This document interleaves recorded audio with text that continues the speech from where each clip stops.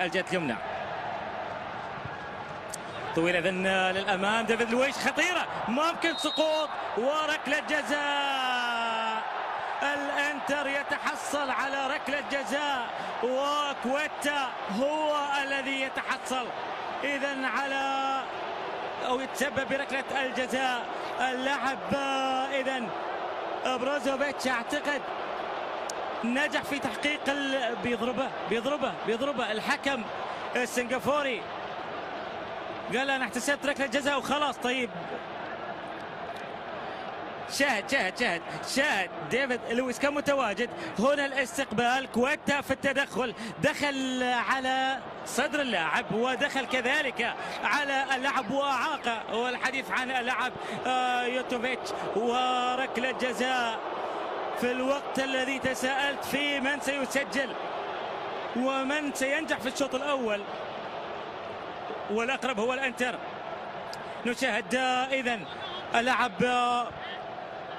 يوفيتش وركلة الجزاء. التساؤل عن الحكم الرابع. طيب هل هي فيها نوع من فيها لمسة يد أصلا في البداية كانت على لاعب يوفيتش ربما، والحكم المساعد ربما لن ينجح في مشاهدة هذا الأمر، ما في حكم خلف المرمى. ركلة الجزاء إذن في انتظار تنفيذها للانتر. جول، الله،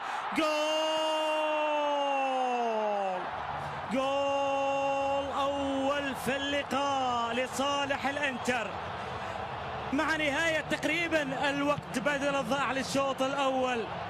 ينجح الانتر بتسجيل الهدف الأول. حارس المرمى كورتوا أوقف الأولى، لكن الإيقاف لم يأتي بالشكل الصحيح. يفترض أن يشتتها على اليمين على اليسار، يبعدها إلى خارج الملعب، لا أن يعيدها إلى الأمام. واللي ضيع أصلا هو اللي سجل في النهاية، وأول أهداف المباراة لمصلحة فريق انتر ميلان. والله محظوظ لأن الكرة ارتدت له أصلا من حارس المرمى، ولا الحارس كورتوا كان نجحوا في إبعاد فريق الانتر في الهجمات المرتدة. والآن كندريف يقود الهجوم، يرسلها إلى أقصى اليسار. هنا محاولة إذن تأتي، ممكن جول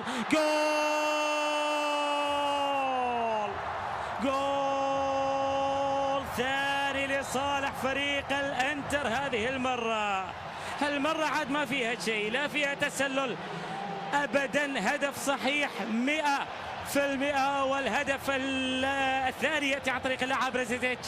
نشاهد النقلة من جانب اللاعب يوتفيتش، وبعدها تسديدة بالقدم اليسرى من جانب اللاعب لمصلحة فريق، وهو يرتدي الرقم 2. اللاعب اللي عمره 24 سنة الذي ولد في برلين. محظوظ لأن الكرة ارتدت له أصلا من حارس المرمى.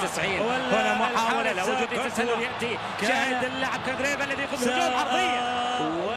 شارلي موتوندا، وكذلك اللاعب كريستيان إنسالدي.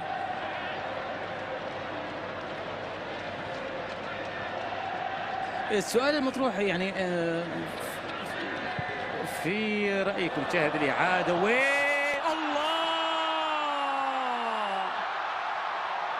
عمري ما شاهدت هالحركة في حياتي، لا على مواقع التواصل، لم أرى مثل هذه الكرة من قبل. كوندوغبيا ما قصرت، أعاد الكرة، هو مدافع لكن العادة الأهداف هذه تأتي من داخل منطقة الجزاء وبشكل خاطئ. لكن ماذا فعل كوندوغبيا الفرنسي؟ سجل هدف من منتصف الملعب بعد محاولة أتت من جانب اللاعب موتوندا. أعاد الكرة في الوقت اللي كان في بدل متقدمة للأمام، أرسل